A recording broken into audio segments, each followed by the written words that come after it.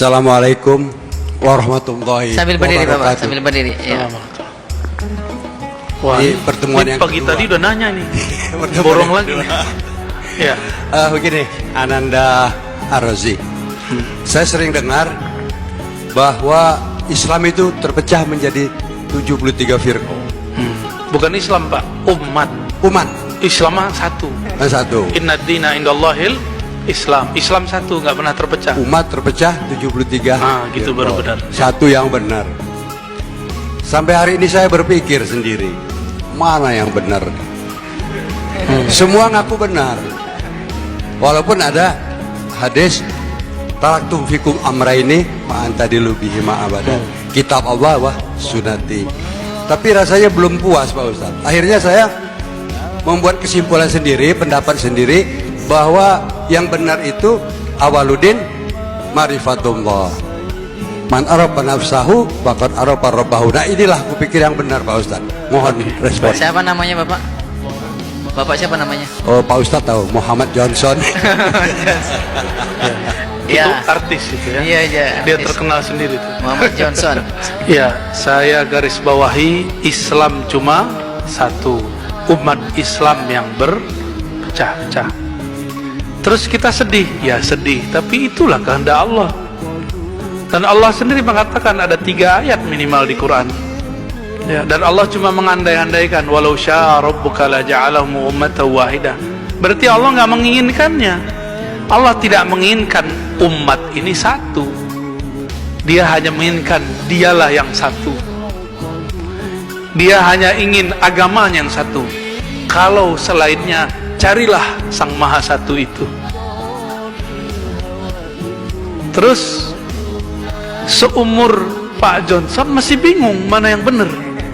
Gimana meninggalnya Pak? Simpulkan sendiri, berbahaya. Simpulkan sendiri. Ini ilmu bersanad, nggak boleh simpulkan sendiri. Harus kita ambil dari guru kita yang dia gurunya bersambung kepada Sang Maha Guru, baginda Nabi Muhammad SAW. Makanya mengikuti imam yang berguru, mengikuti guru yang bersanad itu wajib, harga mati. Itulah makna fas'alu ahla dzikri. Nggak boleh pikir-pikir sendiri. Fas'alu ahla dzikri 2 kali di Quran. Tanyalah ahli ilmu. Tanya ahli ilmu.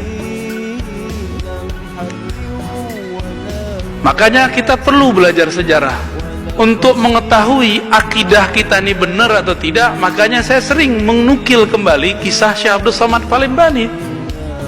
Beliau puluhan tahun di Madinah, akidahnya Asy'ariyah. Walaupun yang tamat Madinah sekarang belum tentu Asy'ariyah. Ya kan beda masa, mau gimana lagi. Dituduhlah kita menghujat orang tamat Madinah. Ya enggak. Sahabat saya, teman saya, murid saya ada yang tamat Madinah. Ada Pak, ngaji ke orang tamat Ciputat. Karena dia sadar ilmu itu tidak di mana-mana. Ilmu itu ada pada orang bersanad. Mau dia di Madinah, mau dia di Palembang, mau dia di Ciputat, mau dia di pelosok lahat. Kalau dia punya ilmu dan bersanad kepada Rasulullah, maka dialah madrasatul ilm. Dialah pusat keilmuan. Jadi pusat ilmu itu bukan tempat bangunan yang bagus. Ntar kalau kita buka lagi nih rahasia Universitas Islam Madinah, antum kaget lagi. Yang ngomong tamatannya sendiri. Tapi nggak usah lah kita buka ya. Ntar tambah banyak yang kebakar ya. Ntar banyak yang suuzon sama kita nanti. Kita nggak ada benci sama siapa-siapa. Cuma dari tahun kapan mereka menghembuskan bahwa tamatan UIN IAIN itu liberal, benar nggak? Adil nggak begitu? Antum teman-teman ada PTIQ, ya dosennya kan dosen UIN IAIN juga, ya. Ini banyak kan di sini ada kan yang ustad-ustad pasti tamatan UIN IAIN, Stein. Antum itu disebut pemurtadan, korban pemurtadan di IAIN UIN. Itu tulisan mereka dari dulu. Kita diam-diam aja sih dari dulu, nggak ada yang mau nanggapin. Saya tanya ke rektor, saya tanya ke profesor, Prof, kok nggak ada yang balas? Apain balasin orang bodoh gitu, kata mereka. Cuma ini mereka ini kan sibuk di alam akademisinya, ilmiahnya, nggak sempat bahas, nggak sempat balas. Tapi di akar rumput banyak orang bertanya, Ustadz saya nggak mau masukin anak ke UIN IAIN. Kenapa? Liberal. Liberal dari mana? Emang liberal artinya apa? Liberal itu istilah ekonomi, bukan istilah orang beragama. Itu tuh jil. Siapa yang bikin jil? Ulil Absar Abdallah. Dia sekolahnya di Libya. Gimana tuh? Repot nggak antum tuh? Tahu Libya? Libya Jakarta. Mahat bin Suud punya Saudi juga. Sekarang beliau sudah ganti haluan. Suka tasawuf dia ya. Itu ya. Jadi jangan dipikir-pikir sendiri, Pak. Kita carilah orang bersanad. Dulu siapa imam kita almarhum sini dulu? Kiai Nawawi ya.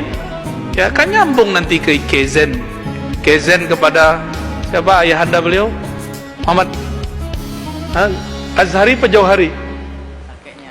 Azhari terus ke atas kan nyambung semua. Nyambungnya dan porosnya semua ke ulama Madinah, ulama Mekah, Madinah. Begitu aja putar-putar. Nanti ke Mesir Zakaria Al-Ansari, balik lagi. Begitu aja mutar sampai kepada imam-imam kita itu. Jadi gini, Pak Johnson. Kalau Pak Johnson ini ngaku keturunan kerajaan Kesultanan Palembang, pembuktiannya gimana? Nasab. Sama. Kalau saya ngaku Ahlussunnah, saya tunjukkan nih nasab saya, ini sanad saya. Ngaku saja Ahlussunnah, ngaku saja salaf, tunjukkan aja sanadnya. Mereka kan tidak hormat ke ilmu sanad, malah ngejek ilmu sanad. Itu aja sudah gagal. Ya, gimana mau bisa paham? Ya, sanad itu nggak penting. Yang nggak penting itu ketika bersanad cuma ngambil ijazah tapi tidak ngambil ilmunya. Kita sudah ngerti semua. Ustadz-ustadznya lebih paham dari antum lah. Sanad itu ada sanad ijazah tabarukan, ngambil berkah. Ada tafakuhan, ada mendalami, maka disebut riwayat dan dirayat. Ngerti semua kok mereka ini. Ya.